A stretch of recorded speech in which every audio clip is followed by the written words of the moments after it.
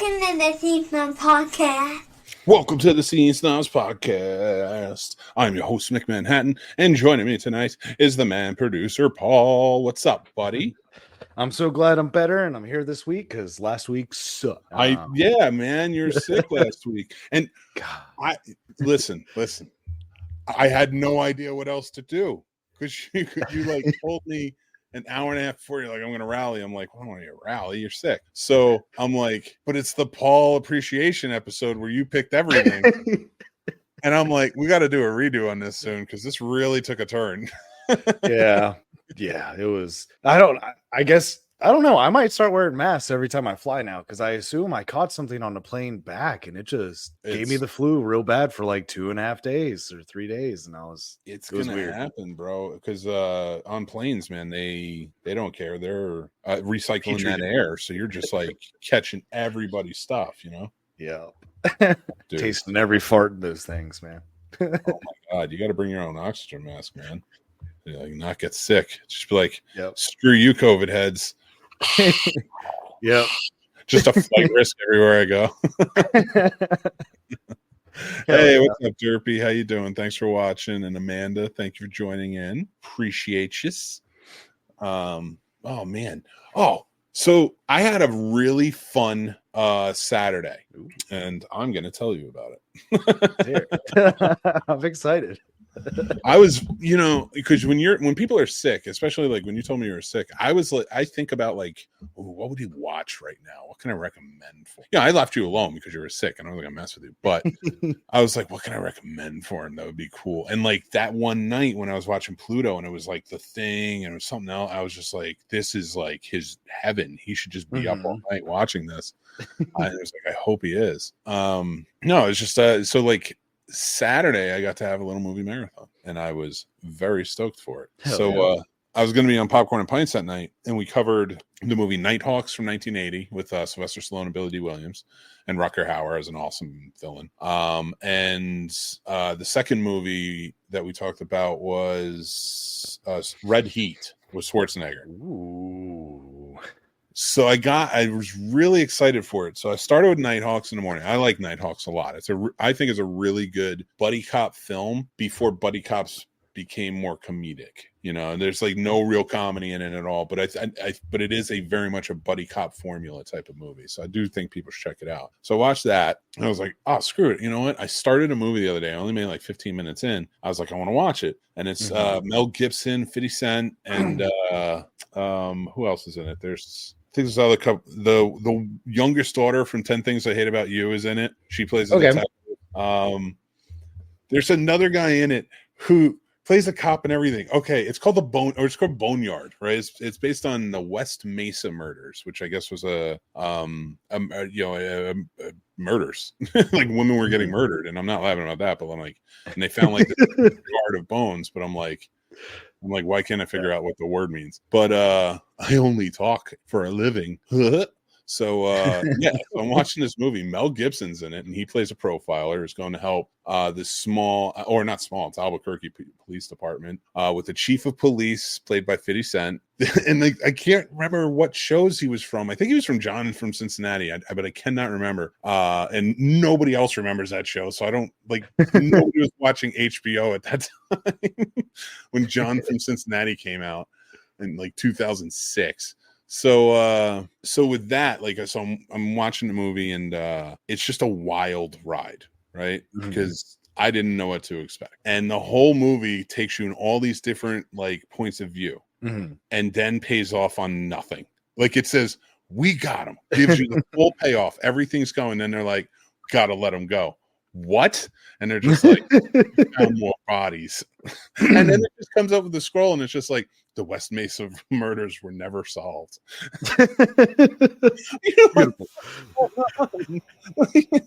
So I'm like, so I watched that. I say give it a chance, whatever, see what people think about it. But it was pretty bonkers to me. But I always enjoy Mel Gibson, so I don't care. And then I watched Red Heat, the Schwarzenegger movie. I was very overjoyed to figure out I love Walter Hill. I love Walter Hill movies. Streets of Fire is one of my favorite movies. The Warriors is one of my top 10 movies of all time.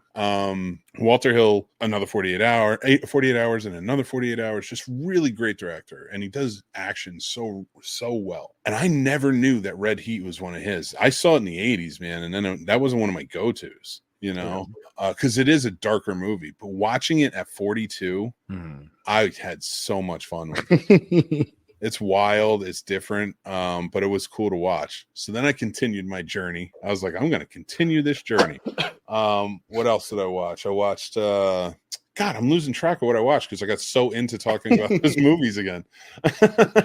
What else? I watched a couple other movies. I watched Cruising, which is a wild movie. It's Al Pacino's in it. It's a William Friedkin movie. Really well done. Really well done. It's just a really wild movie. So it's about somebody going around killing gay men in New York City. So Al Pacino is a cop who goes undercover in the world and, you know, trying to catch this killer. So it's very wild. It's from 1980, I think. So I watched that. And then I put on Turner Classic Movies, which is my roundabout way of getting into my first topic tonight. The long way around, but I turn on Turner Classic Movies and Doubt is on. And oddly enough, we're not getting into that topic. I promise you, we're not getting into that topic. But I was watching Doubt, and I had only seen it the once when it first came out, so I was watching it again, and I was more technically watching it, right? Like watching the acting and watching Philip Seymour Hoffman and Meryl Streep just sparring against each other. It's so well done. So I really like the movie. And then right after is Kramer versus Kramer, which if you know what Doubt's about and you know how much of a drama Doubt is, then you and I hope you know what Kramer versus Kramer is about. And so I watched that. And again, like it gave me, I watched it from more of a technical side because I would have bawled my eyes out the whole time watching that movie. But it was just a really fun time to do it. But bringing me to my point, okay, I realize I bored everybody with my very long monologue, but to bring me to my point, what they did on Turner Classic Movies, because my favorite thing to do on that channel, and the reason I bring it up, is watch like the information in the middle. I love that so much. That's what I do. I love that. Like that's I realize now that's the dream. Like I love filmmaking. I love doing it. But I want to talk about movies. I want to talk about all this information I know and stuff like that. And I love it. So watching this, I was so happy again, hearing them talk about the movies and what was going on. And then they play this commercial where all of the hosts are talking about trigger warnings, you know, for movies and how they're going to present it. And like, you know, some channels are presenting like title cards that are just saying, hey, this movie has some things. The way they're presenting on Turner Classic Movies is they're going to talk about those things. They're not going to shield it. They're not going to hide it. They're not taking it out, but they're going to actually have conversation about it and why it was trigger warning and why at that time, what this meant, why you're not going to take this out of Gone with the Wind because you're diminishing this amazing performance over here. And it's just a really, when I heard that, I was like, this right here is perfect. I was like, if you're going to do trigger warnings, that's what I want. Give me the information, have the conversation. So I wanted to pose the question to you. How do you feel about this new rise of trigger warnings? I think it's very important because I think it's hard because certain climates weren't quite as important as they are now. I'm not saying they shouldn't have been. I'm not saying, you know, I'm not trying to diminish anyone's feelings about certain movies or any certain things. But like you said, I think it does take away from movies sometimes if you just cut out certain things because of climate change as far as a society. So I think it's smart. I think that's the best way to go about doing it, not cutting it out, still having the warnings there, but being able to talk about it and be like, this is exactly why it was still in the movie. So I like it. I think it's a good way for the people that love just movies to still enjoy the movies. And then people that might be a first time watch, don't just dismiss a movie because of X, Y, or Z being in there and them not feeling comfortable seeing that or having it. And I think it might even, to an extent, it might be a little therapeutic for someone because I think a lot of times with certain triggers, talking about and being able to have a discussion about it might actually help them get through their trigger a little better. That's a great point. I never thought about it that way. So I like what you're saying. And for me, it was the same as I don't care. I don't care. It doesn't bother me. Like, and I do understand, like, people are different. Like that stuff doesn't bother me. Like when I watch something, especially historical things like that, I can be heartbroken, I can be sad, I can be emotional about it, but I'm not triggered by it. Mhm. You know, and I'm not just talking about American history. I'm talking about other things and like stuff that has affected my family, you know, that I see in movies. I'm, you know, my ancestors and stuff. So for me, it doesn't bother me, but I do completely understand how it could bother others.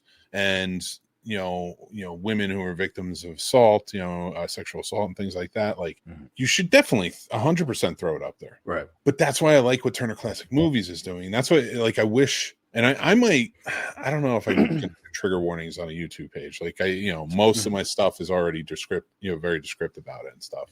And I don't really show anything other. But like trigger warnings, like, that maybe even title cards that like before it starts, it's like, hey, listen, you know, this is a different time, blah, blah, blah. And at this time, this is why it was like this, you know, just giving more information. Like, I don't know how that's not going to be interesting. Cause I mean, even though people who aren't into movies like we are, you know, not that they don't love movies, they're just not into it like us. Right. So, but they still love hearing movie trivia. Oh yes. Right. Like it's still interesting and stuff like that. So, you know, that I think would be a great way to sidestep it. Like most people are outraged by it when they read it as a headline in an article. You know, they don't care otherwise. Who cares? But I was just so like enamored by like how they presented that. And then they talked about, because then when you get into Kramer versus Kramer, hey, this might be triggering for something, like, you know, this is a man, you know, and talking about it in that way. And I actually kind of appreciated that as like talking about it from the man's point of view, and like how that could be triggering for men who have been through this, you know. So I always dug that. And I don't know. I know I'm kind of like waxing on about it, but I do love that information. I wish there was ways to kind of get it more. Yeah. You know, so for sure. But I know there's a way to get a lot of information by mashing it together. That's right, everybody. We're going to talk our mashups. So I thought it'd be fun because I'm hearing a lot of humdrum. We see a lot of things mashing up now as it is. You know, sometimes the same IP, but like then we just saw Deadpool and Wolverine, and that had callbacks to everything. And that's you know, it even called to Furiosa at one point. You know. Yeah. You know, fun. You know, I'm hearing like the new Transformers movies might team up with the G.I. Joe down the line. They've already hinted at it in the last one. I want to talk about movies that we thought would be, or franchises that we thought would be cool that we can mash up together. And how would that work? Before we get started, I want to say we love you too, Bryant. We'd love you too. I look over at my Godzillas and I just think of you, buddy. And then Jason's here. What's up, guys? How you doing, buddy? So yeah. What do you think of this? Do you think movies should be mashed up? As a fan of so many different movies, you know, nothing would bring more joy to my life than being able to mash up some of my favorite movies or certain wheelhouses you could see existing in the same universe. So I would love it. Now, would it actually be a decent movie? I don't know for anyone except for me. I know I'd love it, but you know, general audience or anything like that, I don't know if half my mashups, a majority of society would be like, this is a great movie, as opposed to me probably geeking out being like, holy shit, this is awesome. You never know until you try. What you got for me? All right, we'll start with number one, which is going to be, I want to see a mashup of Pacific Rim and Godzilla. Ooh, oh my God, man. Yeah, they'll never do it, but I do wish they would. I do agree. Yeah, it sucks that they'll never do it. Yeah, but that would be cool because that first Pacific Rim was just so awesome. Yeah, and you know how I feel about Godzilla. So yeah, so like, Godzilla would have to win though. That's the only thing. Yeah. And that's humanity losing. Well, you see, I also thought of it as like maybe the Kaji, you know, being together with Godzilla, like they help him fight the other Titans. So it's like Godzilla still with us, and then I don't know. No, I mean, listen, there's a base for it. Like you can get Jet Jaguar. He was one. Yep. So like you could do that. And I'm just thinking about the new movies. And they've already went outlandish with it in this last one. Yeah. So get Jet Jaguar in there, man. Like, why not? Let's have some fun. You know what? I think it's time. Ultron. Was not Ultron. What's his name? I can't think of it. He's on Netflix now. The other huge Japanese robot superhero, not Astro Boy. I was about to say, I was like, Astro Boy? I can't think of the names. If somebody's in the comments, throw it out to me. If somebody's listening, make sure you comment. Thank you. But yeah, okay. So I like that. That's a good mashup. I don't have a list. I have ideas. Okay. You're Mr. List. I tell you, I'm like, hey, think Yep. about this topic. And you're like, I'm going to write down everything in list format. It's going to be numbered. They're like small bullets with notes on them. Damn. And so you're going to take it, son of a. You already know. That's so sad. Well, so you know what I was thinking? I thought you might enjoy this one. Everyone's always talking about Ash versus Jason versus Freddy, which would be cool. Mm-hmm. Mm-hmm. But I feel like we missed an opportunity to relive an important piece of history. And that is taking Tucker and Dale, much like Abbott and Costello back in the day, and making them meet different monsters all over the place. That'd be cool. That would be, I think that would be, and you could still do it. I bet you Alan Tudyk would do it. I bet you Tyler Labine would do it. I hope, I haven't seen what he's been doing lately. I like him though. He's acting. I like them on Reaper. Yeah. Reaper was fun. So I feel like, because like, who else? We're never going to get that Abbott and Costello meet Frankenstein again. That gloriousness. To me, that's the best one. Mm-hmm. They're all great. I have fun with all of them, but that's the best one. That's the pinnacle, in my opinion. So thinking about it, I don't know. Like, I feel like you don't have many others that could. We're always talking about teaming up, the villains in some way. Mm-hmm. But we never have like a hero. Like we're always like, oh, bring Nancy back, do this, do that. I feel like if you just made it horror comedy and throw Tucker and Dale in, dude, Tucker and Dale in Haddonfield, Michael Myers is murdering people and they're chasing Tucker and Dale. That'd be hilarious. Now, 20 years ago, Jay and Silent Bob could have pulled that off. Yes. Now, not so much. They can't do that. Although this Tucker and Dale meets movies would be awesome if they were done by Kevin Smith, because I feel like he would take the monsters they give him and do them justice. I think he would. It'd be strange to be a Kevin Smith twist, but I like Kevin Smith and I like his take on things. He's an odd one.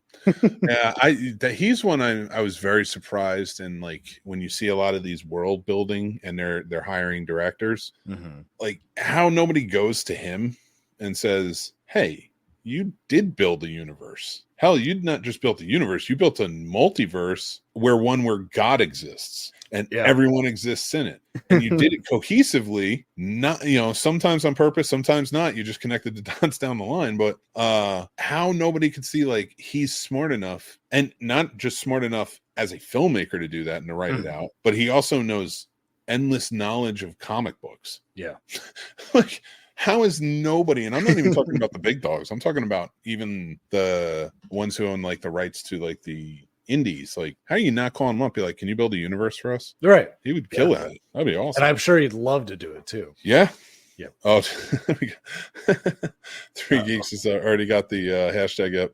Hashtag Tucker and Dale meet Jason. Tucker and Dale meet Jason. Tucker and Dale meet Freddy.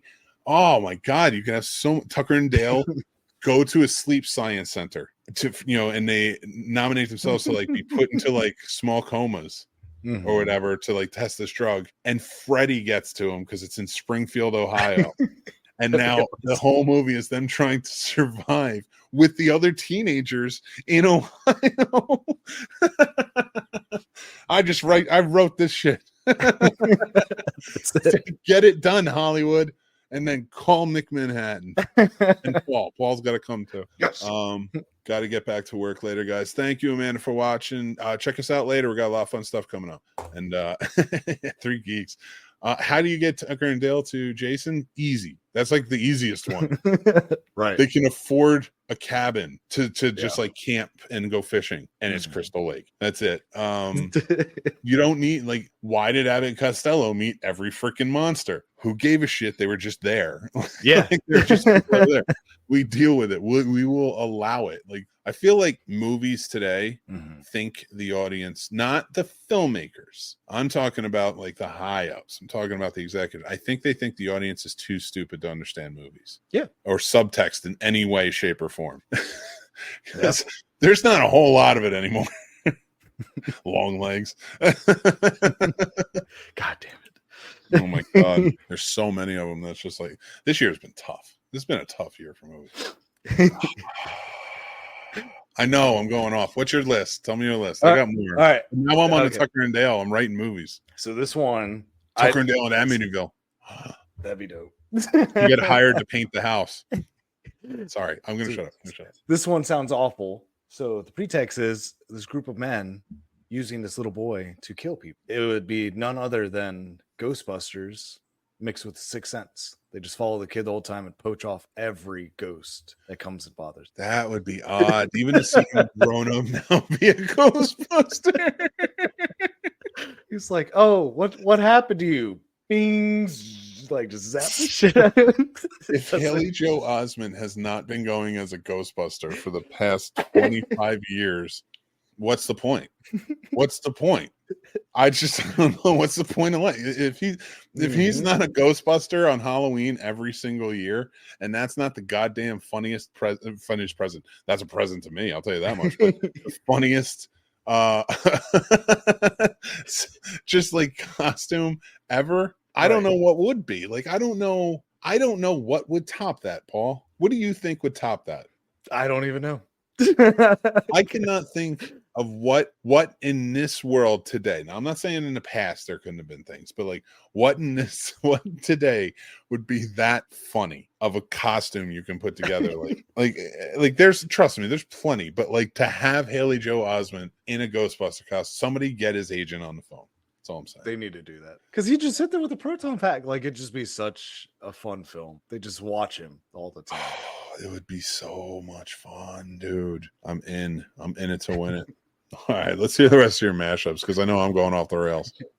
This one might be interesting to you. I thought it'd be fun. Clockwork Orange and the Warriors. Europe Comes to America. Oh, the Warriors. Fuck them up. They'd start that singing in the rain shit, and the Warriors would just pound them into the goddamn gutter. And then the rest of the gangs would come out and be like, you thought we were ridiculous? And I love that man. I love Malcolm McDowell. I got to be his assistant once. That was the best. He is one of the nicest human beings. I never told you that? Oh shit. I don't want to brag about cool it. shit. Show. That feels like, should I? I feels like I'm bragging. I don't want I think that's awesome though. I was a project coordinator on for Full Sail on the Florida Film Festival in 2000 and I think it was 8. I did 2007. I worked there, and then 2008 was project coordinator. Not like a big thing. It was just helping get things set up. Like it was like a small project coordinator in a big pool. So I don't want to make it feel like I was like vice president of like ExxonMobil. So if you can't tell by my many degrees on the wall that say the scene snobs. So we're what do you call it? I lost my word. I lost my train of thought. I lost my words. Like I know what I'm talking about, but I lost my word of what I was going to try and say. But so I'm working on that. The special guest for Anthony Bourdain was the keynote speaker, the opener. Wonderful guy, really nice guy. And then Malcolm McDowell was there, and he was going to be talking that year. Mm-hmm. So he needed an assistant while he was there. So they let me be his assistant because I like freaking loved him. And just an amazing human being overall, just kind of helped like with the signing and like, whenever he needed something, I'd run around. He had me running across, I swear to God, he was fucking with me, but he had me running across the street from where the signing was because it was a bar and they had the soccer game. And like, well, they put the soccer game on because I asked them to because it was dead on a Saturday. And I'm like, listen, I got Malcolm McDowell over there. Like, who? And I'm like, Malcolm McDowell, you watch your tone. And then put the goddamn soccer on, you wanker. And then I ran back. And then I didn't do that. That was nice. And then they just politely did it. They're like, sure. And I was like, I'm going to keep running back and forth. And every time I did, they were actually really nice. She kept giving me water. So thank her for that. Oh, that's cool. So long story short. But no, he was just a really sweet guy, really cool. No major tidbits or anything like that, but just, very lovely dude. That's good to hear. So when I saw story time, so when I saw him treat his assistant so poorly in Halloween 2, and I went with Lenny, we were talking about that movie, and he's just like, was he really a dick like that? And I'm like, no. I was like, he was like one of the nicest human beings I've ever met. Yeah. So like that. So it was just such a weird juxtapose of how my experience went. So if anybody is wondering, he is a very nice guy. So stamp of approval. Oh man, you're gonna make me tell more celebrity stories, aren't you? Hell yeah, probably. Let's go with I did The Conjuring, so the Warrens investigate the Blair Witch. Interesting. I like that. I like that a lot. I almost want to take Oh my God. I have another mashup idea based on this. Okay. Not the Warrens for me. Let's go back to Haley Joel. Haley Joel Osment. Okay. Okay. His character grew up and became like a Kolchak type. Remember Kolchak, the Night Stalker? He was like a reporter. He became like that type of reporter that like reports on the weird, maybe for a website or something like that. But because he knows they're there, right? Ooh. So he's a paranormal investigator and like he can see the ghosts. Not a frightener situation, right? Not a frightener. Right. Like he's actually doing it, but play it up as like now he's got to go to the Blair Witch. Ooh, that'd be fun. So I was just piggybacking off of yours. I like that. That'd be fun. But I like yours too. Yours is a good one. That's interesting. All right. What else you got for me? I got Little Monsters and Goosebumps. I mean, that could be. That's the funny part. That could be. It just speaks to my soul. I just think that'd be fun, with Jack Black, thinking he's writing stuff, but then Howie Mandel comes out from under the bed and it's like oh, the new Goosebumps. I was just thinking of the TV show. I was like, that could be a story on Goosebumps. Yeah, that'd be fun. That would be fun if you found out that was like one he had written. Yeah. And that's why it comes to life. That'd be cool. I like that one. I like when they have fun ones like that. And that's one of my go-to sick movies is Little Monsters. That just puts me in a good mood. And the end of the movie always makes me cry when he's telling Howie Mandel he loves him. And that's one of the miss you. Fuck. That's one of the most underrated action movies of all time. It's a good one. The Boy. That actor is insane. God damn. Which one? The one that plays the boy. Oh, was that Fred Savage's real little brother? Ben Savage? No. The boy, like when they're in the monster universe under the bed, there's the that's right. Yeah. But that was Fred Savage's little brother that played his actual little brother. Okay, yeah. The future Corey Matthews. Yeah.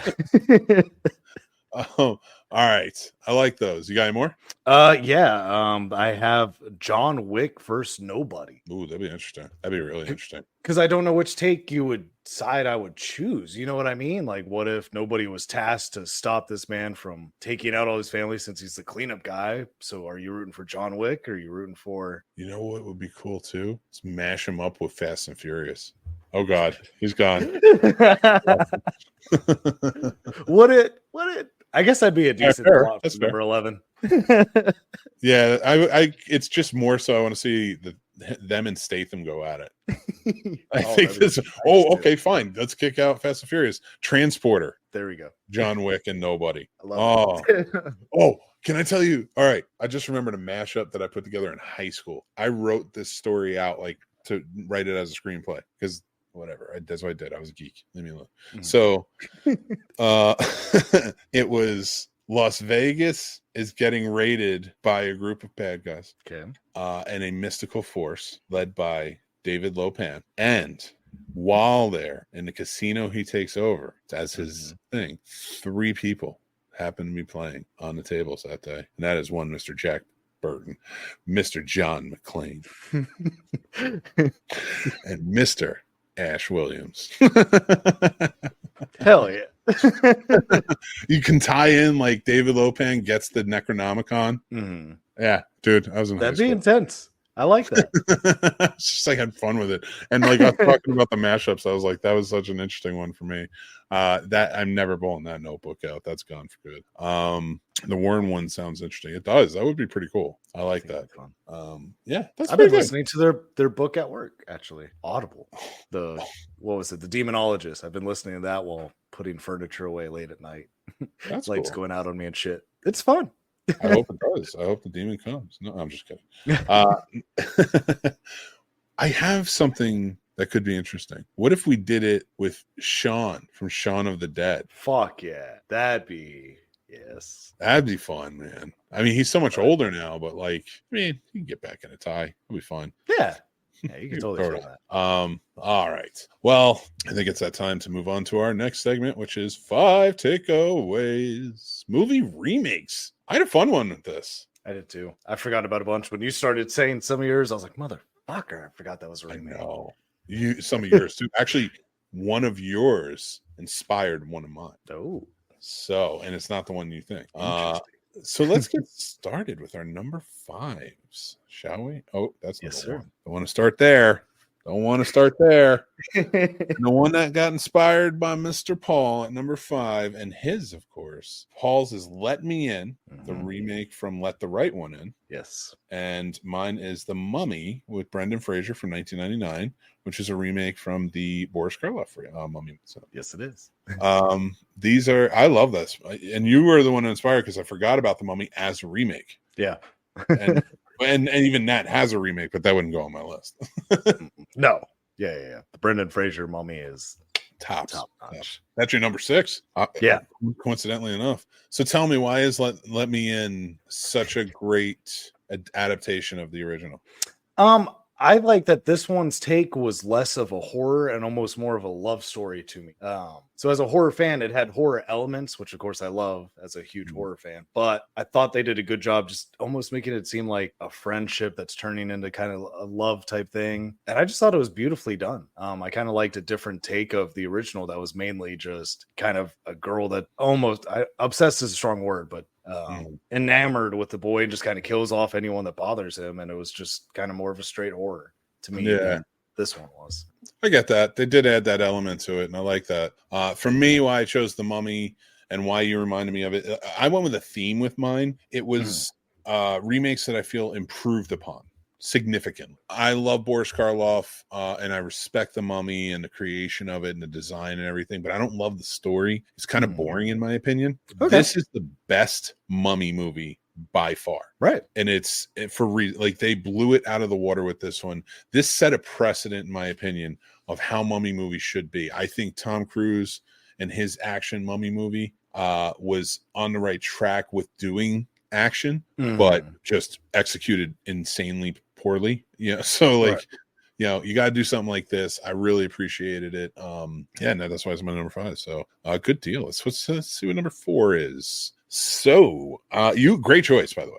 Great choice. That would have been on my list, but to me, Ocean's 11 didn't significantly improve upon the original. Ooh. It's just a great adaptation of the original. It's better. It surpasses, but I don't think it improved upon. I just think they took like a smaller story that was good and then just made it something even better. And I'd argue I like all 3 of those movies. The first one's far superior, but I like all 3 of them. But why did you choose Ocean's 11? So I feel, even though I absolutely love the Rat Pack and I love Sinatra to pieces, I thought I really love this one. I thought the cast was tighter. I love the relationship between George Clooney and Brad Pitt. I just think they're a duo that I think is very underrated and not talked about enough in movies, because you put those two together, there's nothing in my mind, there's nothing they can't do as far as a heist or anything like that. I guess it's just because I grew up with this one. I probably, as opposed to the original Ocean's 11. So this one just kind of has a special place. I remember watching this on our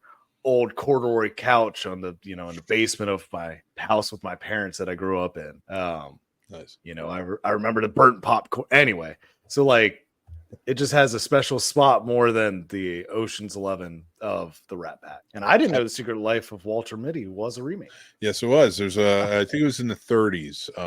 It's not really the same thing. The guy is just sort of a dreamer. Okay. And it's based on a book too. So this one for me, The Secret Life of Walter Mitty by Ben Stiller, which came out, I think, in 2011.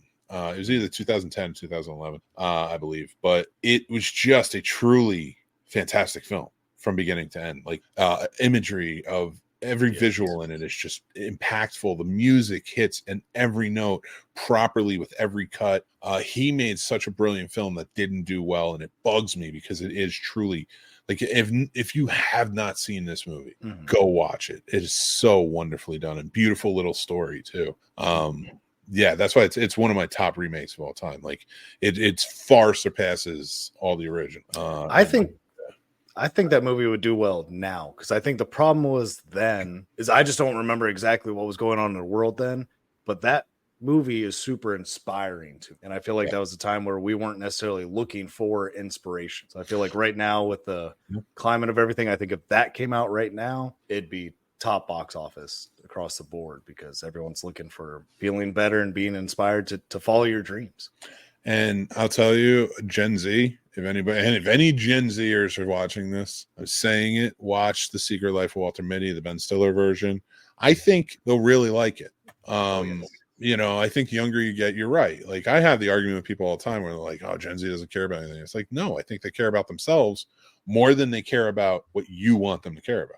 Right. You know, so like that's been my big argument with a lot of it. So like with this movie, it even takes an older person doing the same thing and aspiring to it. So yeah, it is just a great movie. But all right, let's go on to number 3. You have a great pick with The Ring, and I chose Heat. I didn't know Heat was a remake. This is crazy. Heat is a remake of it. It was a TV movie written by Michael Mann, who also wrote Heat and directed it, called LA Takedown. And it was the same premise, and he loved the story and he wanted to rewrite it. You know, I think originally LA Takedown was written as an episode of Miami Vice. Okay. And then he liked the story, so he expanded it, and then he got the chance to make it into a TV show, and they did not do it justice. It wasn't bad. I mean, it's not good, but it wasn't bad. It's a TV movie. But he got a chance to do it again, and I just think like he knocked it out of the water with that one. I just think it's one of the pinnacle heist movies of all time. Yes, and Val Kilmer with that gun, that reloading, just fuck, man. So it's but why'd you pick The Ring? So The Ring. So the original, I do love the original. I'm not trying to take away from the Japanese for making it, and it was good. This movie, for whatever reason, has a hold of me because I'm not going to sit there and be like, oh, I want to get scared. What's a good horror movie? I wouldn't say The Ring is even the top 20 for ones to make me feel scared. Mm-hmm. But I will watch this movie at least once a week. Like, honestly, like either to fall asleep to it because it's a comfort movie, or I want to be interested in it and I watch it. I think person, Paul. I know. I think one of the big things for this movie is I always think of my friends, because my friends knew I loved horror movies since early high school and freshman year. Parents go out of town for the weekend. They knew I was kind of obsessed with this movie then. So they decided to freak me out. So on VHS, they recorded off the DVD port, just the part of The Ring. And so they knew I'd pass out about 3 a.m. from just passing out. So they put it on all the TVs in my house. Yeah.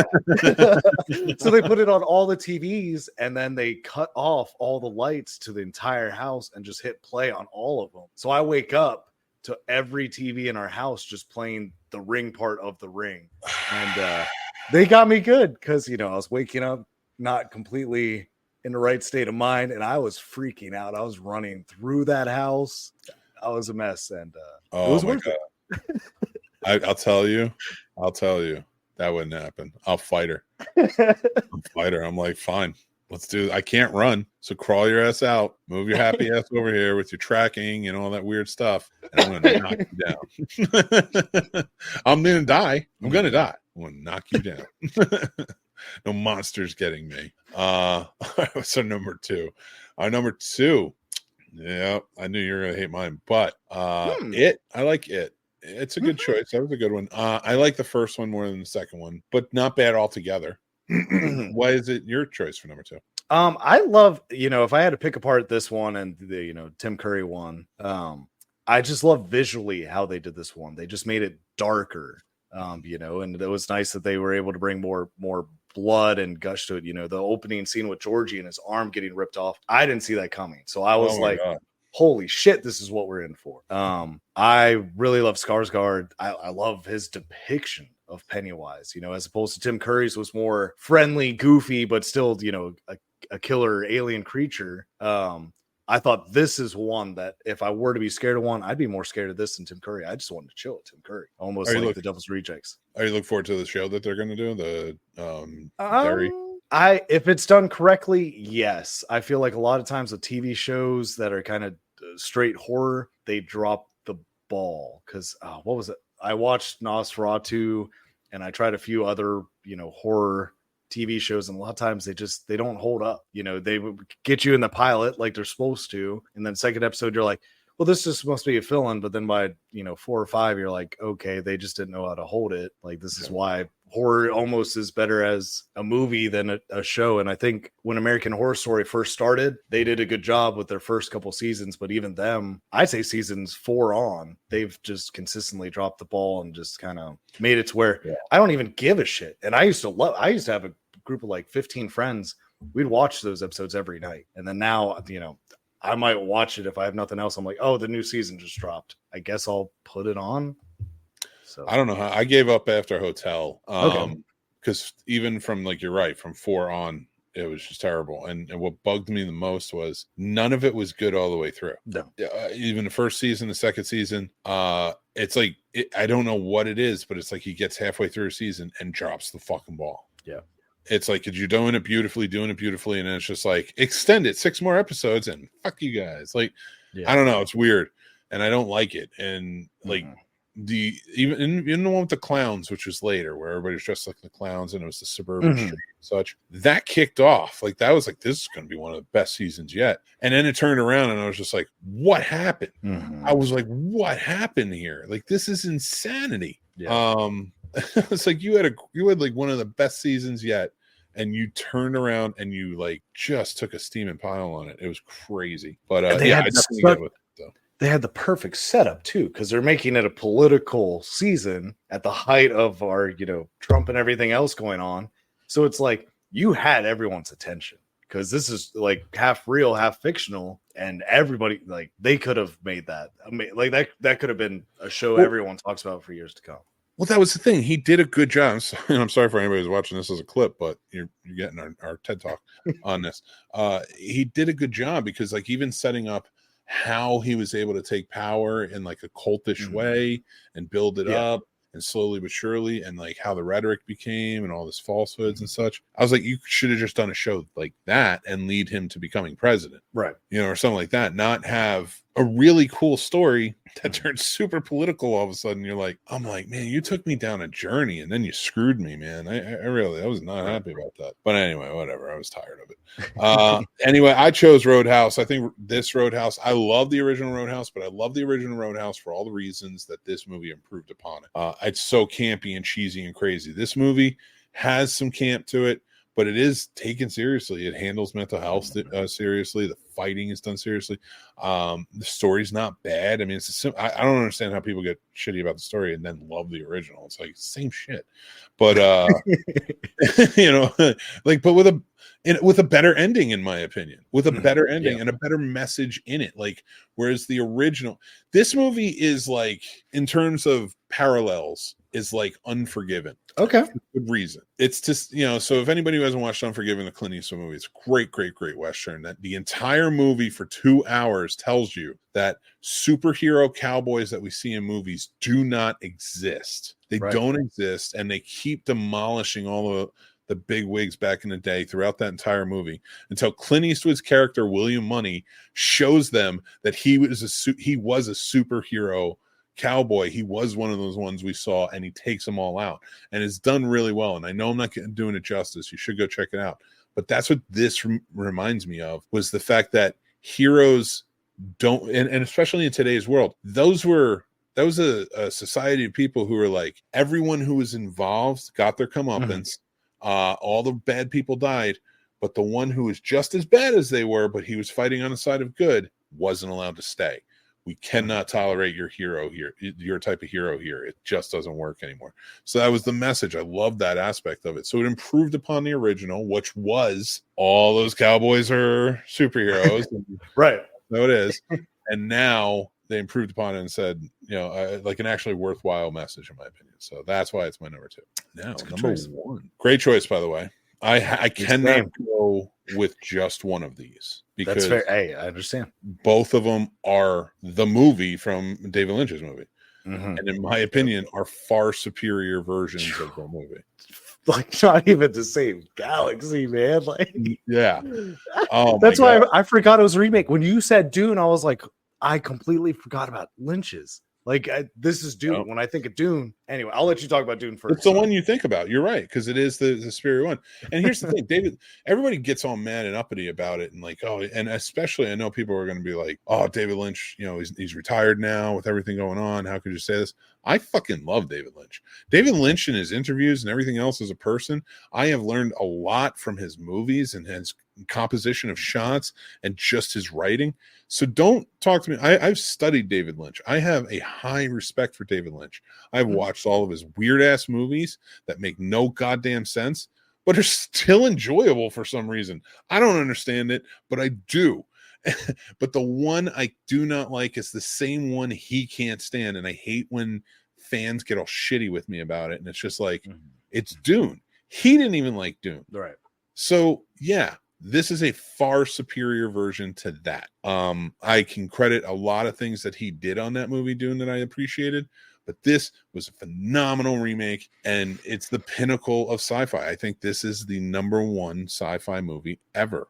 These two movies together as one. Now, I'm so glad you picked #1 as a sci-fi movie, which is my favorite horror movie of all time, but didn't go on my list because I don't feel it far surpasses the original. But sir, I think it far surpasses the original by writing, visual effects, all that stuff. But I'm saying, in terms of story, I don't think it dominates. I think the original story is just fun, you know. Yeah.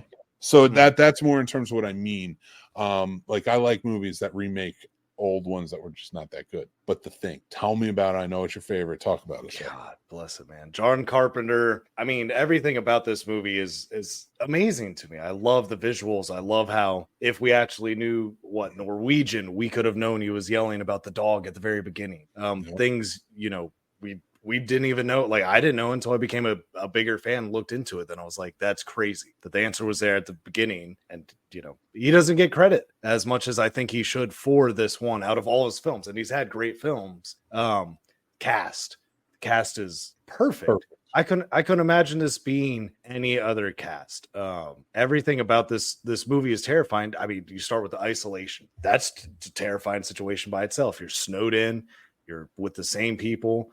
You know, I get people are like, oh, it can't be that bad. Like, I don't know. Have you ever been stuck with your family just at the fucking airport for 10 hours? Oh, it sucked and you got annoyed. Imagine being somewhere where it's just y'all. Right. Like, fuck, man. I couldn't imagine that. I couldn't fathom that, just like with The Shining. And this movie is great. The practical effects are just so beautifully done. You could tell he cared. The whole cast cared. Everyone, top to bottom, you could tell gave a shit and gave their all. You know, the audio's great. The visuals are good. The editing was great. The score, I mean, if it was louder on my phone, that would be my ringtone for the rest of my life. The doom doom, but it's too quiet, so I can't hear it half the time. But yeah, did I ever tell you those stories? What we would do back in the day when we worked at the video store? So we always volunteer because Lenny, one of my best friends, Lenny, he lived like a couple of blocks away from what do you call it? The place we worked, Hollywood Video. Sorry. It's like, why can't I think of the name of it? Yeah, so he worked only a few blocks away. So when there was a snowstorm coming, I'd crash at his house. That was like high school. I'd crash at his house. And so like we would hang out in the store, close up while it started snowing, and then walk home. And let me tell you, we would get the road flares out from the trunk, and then it was doom doom. And then like we're just walking through the blizzardy snowstorm with our road flares. Oh man, it was so much fun. That's awesome. Yeah. Hell yeah. Every time there's a snowstorm, we would pull him out and just walk around. He's gone, McCready. He's gone. Then I told you earlier, if you're watching the podcast or listening, dork. That's what it was. But thank you for sharing your list, man. That was a fun list. So that was our top 5 movie remakes. Hope you guys enjoyed it. Share with us what you think in the comments. I want to hear what you guys say for remakes. That'd be great. So before we get started, though, I do want to say thank you to our sponsor of this episode, StubHub. We truly appreciate you. I just went to an AJR concert, got my tickets on StubHub. Never had a problem with them. Do enjoy everything I go to. So if you want to get up off your butts this summer, go out and enjoy some fun venues, maybe a comedy show, maybe a concert, maybe a play. I don't know. Go out and check it out. Get your tickets on StubHub. They are awesome. Link down below. We appreciate you. All right, guys. So we're going to get started. We have 3 reviews for you tonight. You're getting in. If you're watching this as a clip, go back to the channel. Make sure you like, subscribe, and then go watch the other reviews. But tonight is Cuckoo, and then we'll do the Instigators, and we'll do Borderlands. Let's start with Cuckoo. Let's do that. Let's get there. Okay. You and I differ on this. That's why it's going to be an interesting conversation. Is it the greatest movie I've ever seen? No. Is it better than Longlegs? Yes. Better story, more interesting. There's double meaning and hidden subtext behind Cuckoo, which worked. I didn't mind not knowing, like, even like compare it to another movie that came out was disappointing. Watchers. Yes. The Watchers was disappointing, and like the atmosphere was cool, everything was built up. Like a lot of really good looking horror movies coming out by young filmmakers now, and I love them. And I want them to keep going. Like I even said, I didn't like Longlegs, but I want Oz Perkins to keep going. I want to see more. I love his atmosphere. But I just keep working on your story. Like this one just didn't hit for me. I'm sorry, but I still want to see more from him. So going into Cuckoo, I didn't know what to expect. I did really want to see this. It always looked interesting to me, but there was always like this hidden, like they didn't talk about it. I told when you just gave me your rating so I could throw it on the graphics, I was like, wow. I was like, I think I know how I feels about this movie. And I don't feel the same way. By the time I get to the end of it, I was like, I enjoy this. This is interesting. Okay. Now listen, there are things about it that need work. Don't get me wrong. I will say this. We need to start putting some goddamn respect on Dan Stevens' name as a horror figure. That man is kicking ass in the horror. He was creepy as hell in this movie. I have said enough. I want to hear it. Oh, actually, people should probably want to know what it's about. So it's about a family. It's a couple, and the father has a daughter who's 17, and then the couple has a daughter who is I think she's about 8 years old. They're moving to Germany. Reluctantly, the 17-year-old is going with them. But her mother passed away, and she's sort of stuck in the situation until she turns 18. They get out there. He's helping them build a new resort, so they're staying out at this resort to learn more about it and stuff like that. And weird things happen. I don't want to give too much away because it's not that this is a big twist movie. It's not that this is a big surprise movie, but I thought it was an interesting movie with a lot of interesting elements, and I don't want to ruin it for anybody. So that's why I'm kind of where but I mean, if you want to hint at some stuff and talk about that, but I don't want to ruin anything for anybody right now. But tell me, what was your feelings on this? So no spoilers. It had my attention. Mild. I'll say mild. Mild. I won't give anything away. It's all good. I can do that. Just the trailer, because I love John Malkovich. So I was excited that Malkovich was going to be in horror. Neon. Was he in this? Who did he play? Oh, what's his name? You're gonna make me. John Malkovich was in Cuckoo. What did I miss? John Malkovich. Did we watch the same movie? Yeah. Who the hell was he? I can't remember. I'll let you look it up. Oh, anyway. So when I heard he was in it, I was excited. I was excited to see Hunter Schafer as well, because I did like her in Euphoria. I think she's a great actress. So I did have kind of higher expectations for this. I definitely went in with lower expectations, even with kind of being excited about the cast, because Neon, he's not in this movie. He's listed. He's not in Cuckoo. It's okay. Oh, did you think he was the detective? Yes. Silly man. That wasn't John Malkovich. It looked like him. He got that bone structure. That wasn't him. He's a Swedish actor. Either Swedish. I don't know. I might get that wrong.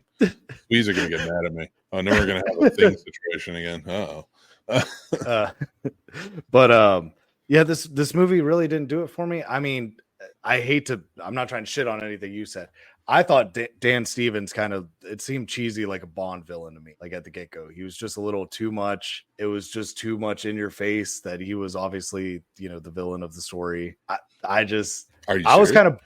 They're in Germany. That's what I feel like every rich person in Germany is a Bond villain. Yeah, which is fair. That's fair. If we had shown up and Dan Stevens is acting in this movie exactly as he's acting, and they're like, "Hey, we're in Spain," I'd be like, "There's something going on here. This is stupid. He shouldn't be acting this way. It's too weird. It's too creepy. He's too on the nose about a lot of things."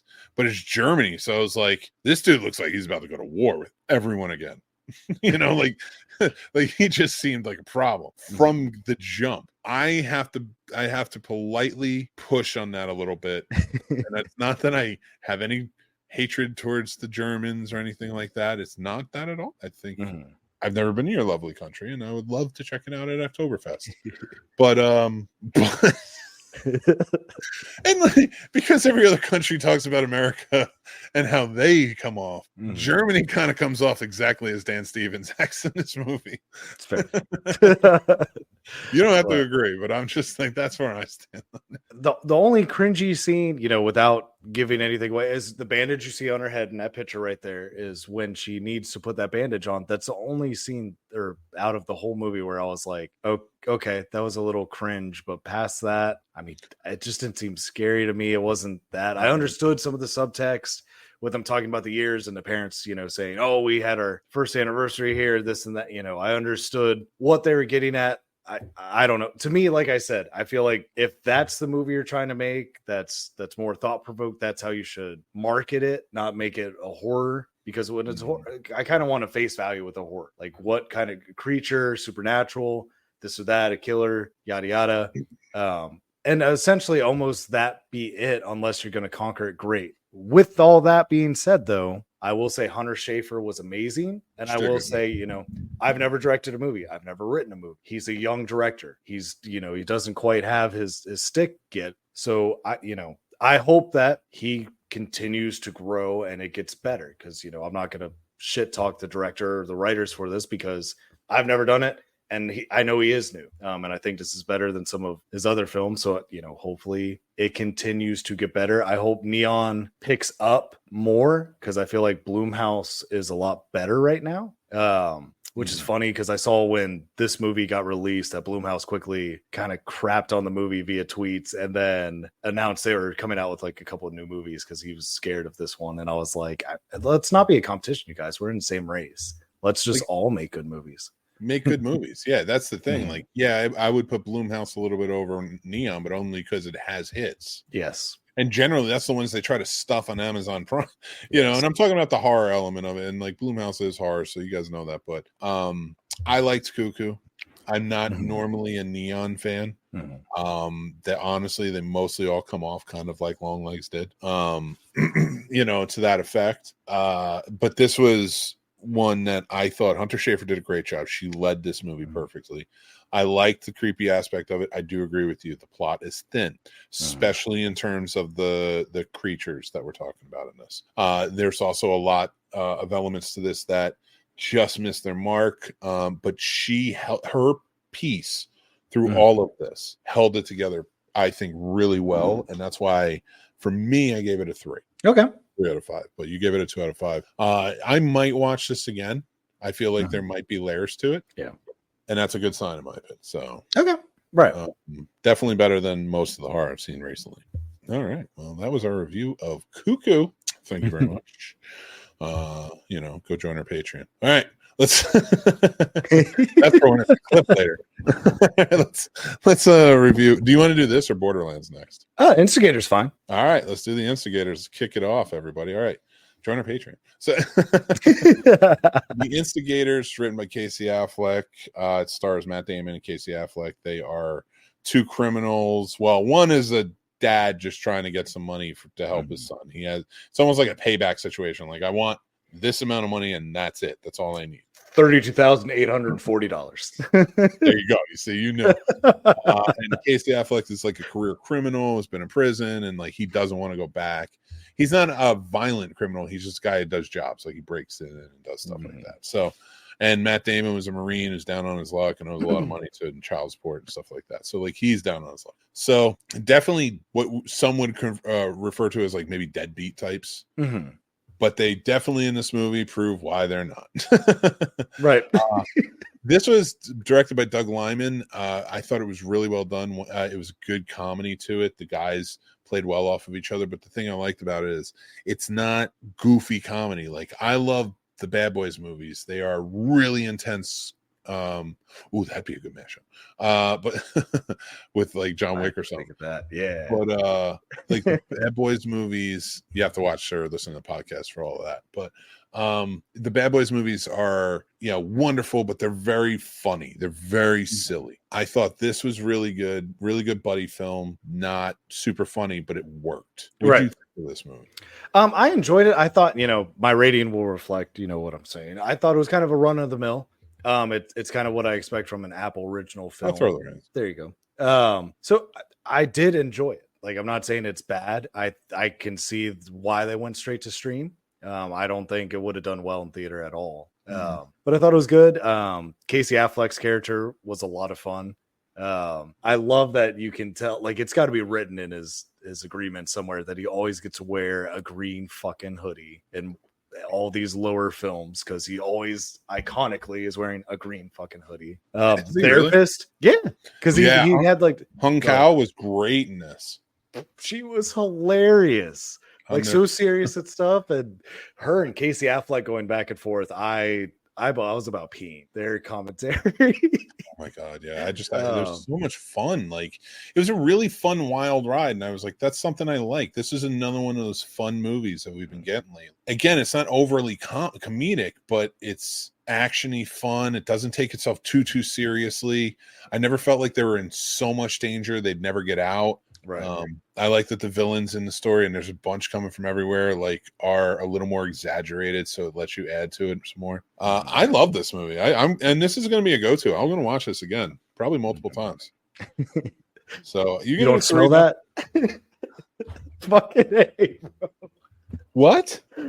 Oh. What did you do? No, you don't. From the movie, you don't remember him saying that? Oh my god, no! You can't pull that on a podcast. I don't know. We're talking about well, that's our rating of our review and rating of the Instigators. Go check out our Patreon for more. Yep. That's right. Let's get to our final review of the night. Ugh, Borderlands. I think we all know where I'm going with this. So is Paul. All right, I'm gonna put this out there. I've never played the games. Other than having seen commercials and some pictures and stuff like that, I don't know the name of any characters. I don't know what it's about. I'm not besmirching the games in any way, shape, or form. I do realize that video games have a wonderful, rich backstory history and is really taken care of, and people love it.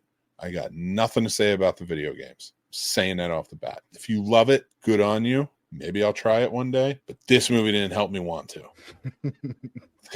Do you play the game? I have, yeah. This was Eli Roth proving yet again that he's not great with IPs outside of Dawn of the Dead, other people's IPs.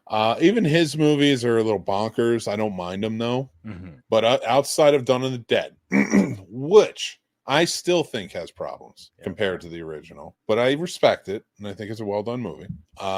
And as much as Eli Roth has gone on in his career, it's becoming more of a character of itself. And honestly, it feels like a lot of these directors that have been known for a long time are chasing franchises in some way. Man, this is not the way to do it. Dude, he watched Guardians of the Galaxy 1 about 45 minutes of the way through and was like, I got this. I know what I'm going to do. Like, that's how I felt this movie came about. It was boring. I didn't care about any of the characters because they didn't let me care about any of the characters. See, that wonderful, beautiful thing they did in Guardians of the Galaxy that James Gunn did when he took time to articulate and write it, not just throw a bunch of characters together.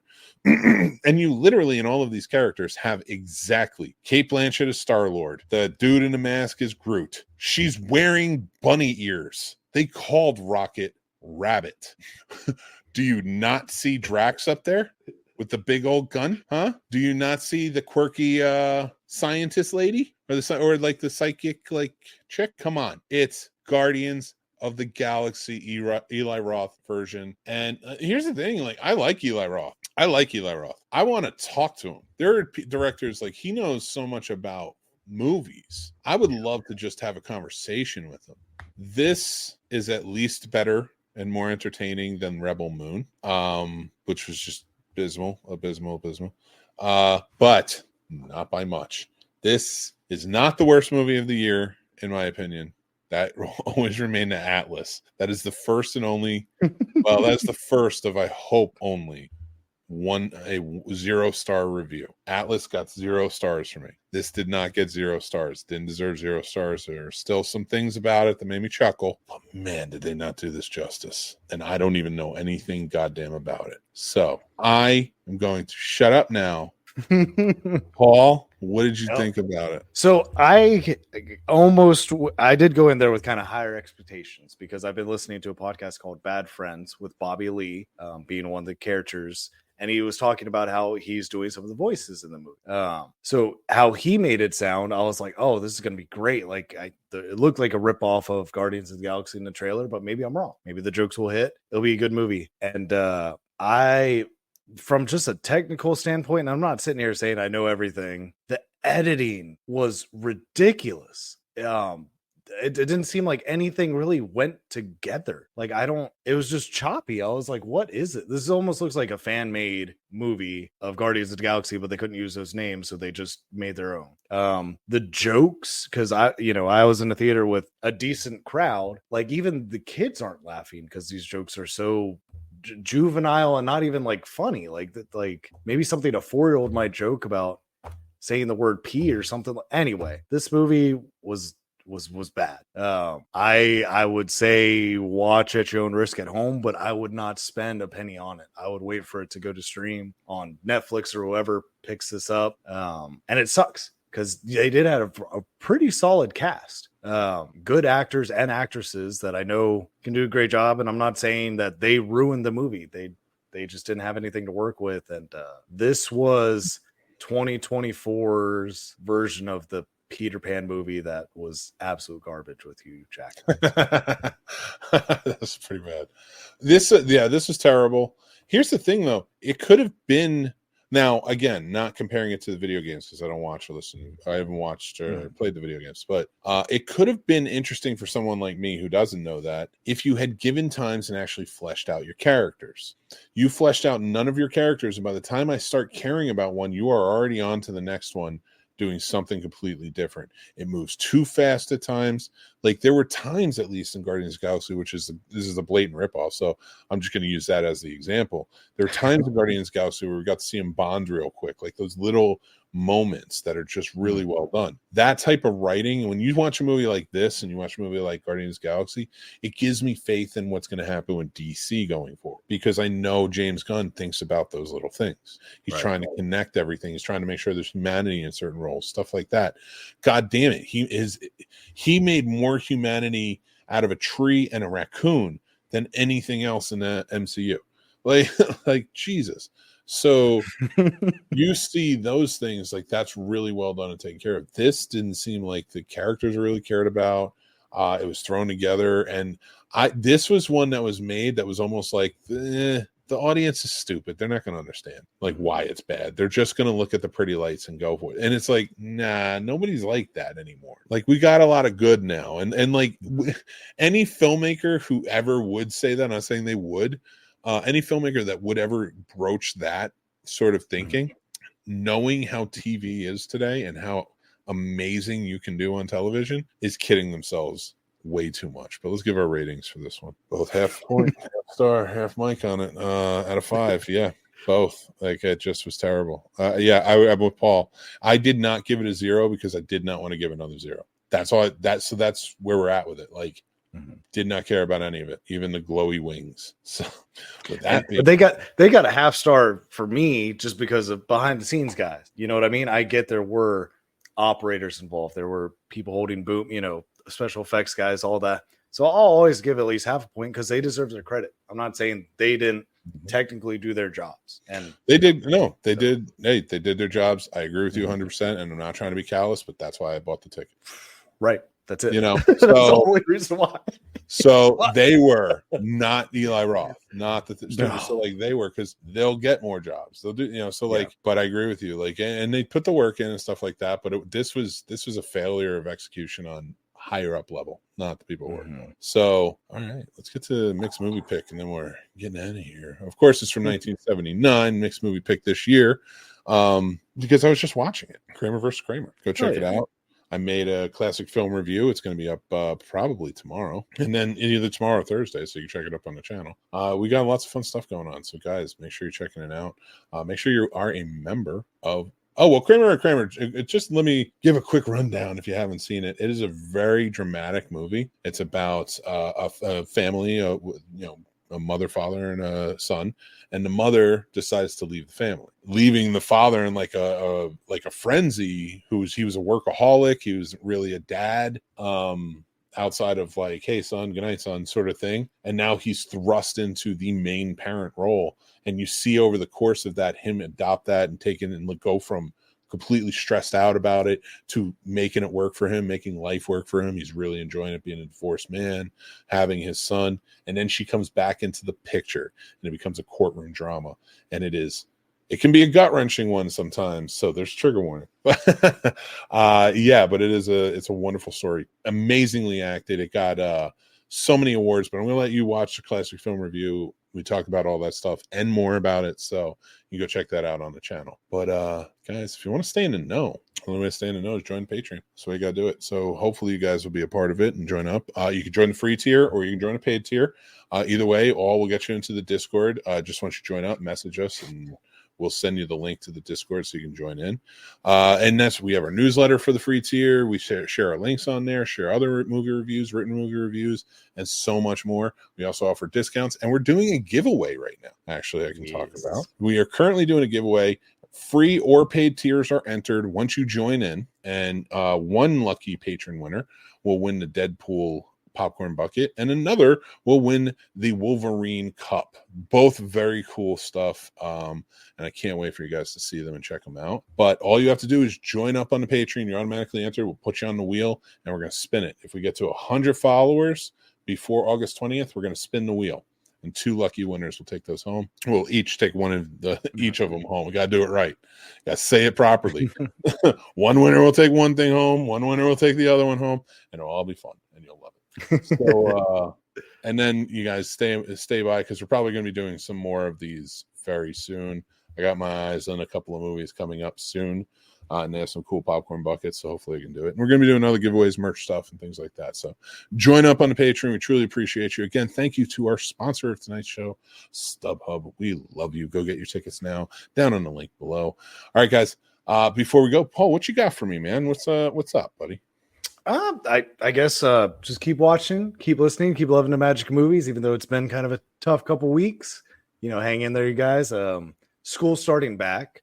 So what I like to do is a lot of times any of my teacher friends, I'll try to ask 1 or 2 of them to make an Amazon list for supplies for their kids. Since a lot of them do that.